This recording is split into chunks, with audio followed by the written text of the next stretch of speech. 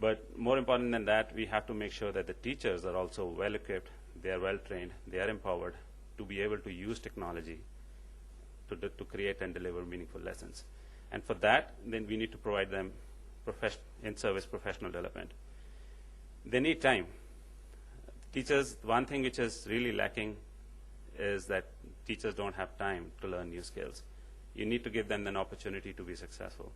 And you need to give them an opportunity to be able to work outside the classroom as well. They need in-class support. We need to create a community of such teachers who are adopting technology, so that this community of teachers can work with each other, talk to each other, share and learn from their experience with each other. And you need to provide them the resources. How does the community work? What is happening out there is that there are these social learning, social networking sites, which are, I would like to call them social learning sites now, because some people are really putting them to very good use.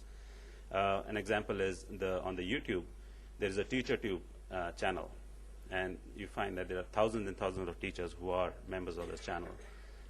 We have created a smart channel within the TeacherTube channel, where teachers who are using technology and the smart boards, they take membership of that particular channel, and they put their videos onto the channel. And also on our website, we've created a smart exchange, where we have thousands of teachers who are members of that. And again, there are about 40,000 resources available on that exchange. These resources are in the form of lesson activities, objects, animations, pictures, which are free for the teachers to use. Any teacher anywhere in the world can become a member of that exchange, go online, download whatever material he or she wants to download. You want to subject-wise, grade-wise, any curriculum anywhere in the world, primarily English-speaking world, you are able to download those resources. Content is another important part. So yes, teachers are good teachers who are willing to learn are an important part, but to get them started, you do need lesson activities for them, and you need to provide them the materials which can be easily customized by them. I've seen this happen, like perhaps more so here in India, that when we talk about digital content, the idea is more like a DVD. Get into the classroom, put in the DVD, play it, and there you go. That's not really the best way of going about it. We find that the best person who can actually create the content is the teacher, and that's something which even was referred to earlier. We just need to provide them the resources. We need to provide them the hardware and the software tools, and the content which they can customize, which they can change. And like I mentioned earlier, that we have a smart exchange from which anybody and everybody can download whatever material they want and make changes to it and use that material to create and deliver meaningful lessons.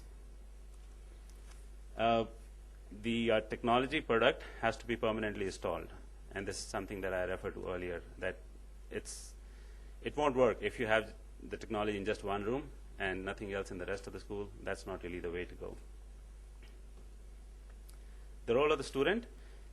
We find that student cells all over the world, they do really play a very important role. You need to make them a partner when you have ICT in the classrooms. They can be trained for the use of various tools. They can provide teachers valuable assistance. And generally, students, we find that once you have a technology in the classroom, they generally have a higher involvement. And again, I'd like to maybe quickly give you an example here. I was a couple of years ago in Helsinki. We do that all the time, that we hold this user forum where we get teachers from 10, 15 countries together, 2 or 3 teachers from each country. So up to about 50 teachers. We get them together at one place, 3 days. They interact with each other. They learn from each other's experience. They show the lessons that they've created, and let the other teachers comment upon them, and then and learn from each other. And one very interesting remark which was made by a teacher from Finland was that she said, like, when they put the interactive whiteboard in the classroom, she said to herself, this is a miracle. Because she said for the first time in the 25 years of her teaching, she had all the students looking in one direction at a time. She had not seen this happen in 25 years. And that's just the way the students are, and she was very excited about it. And that's the start. So once, before you can teach them, you got to engage them. And ICT definitely, and all the tools that come along with them, are definitely a good tool to get the engagement of the teachers, the students going. So last 2 slides, just to kind of leave you with some thoughts that the way we see things happening now, that we must prepare today's learners for their future. And I think there's a total agreement on this, that the 21st century students, they need to learn differently. Learning for them is more like an experience. Whatever knowledge they gain, it has to be in the context of what they do in their life. Technology enables a new mindset, a new skill set, and education uses technology to create active, lifelong learners. And finally, we need new models of teaching for these new kind of learners. We need to involve all the parties in the education. The students and teachers are the first and foremost, the government and the education system, the parents, the community, the business. They all need to be involved in the process of education. And we need to move from a teacher-led to a learner-led style. And again, Mrs. Principal Sitaraman, she mentioned that students need to be constructive.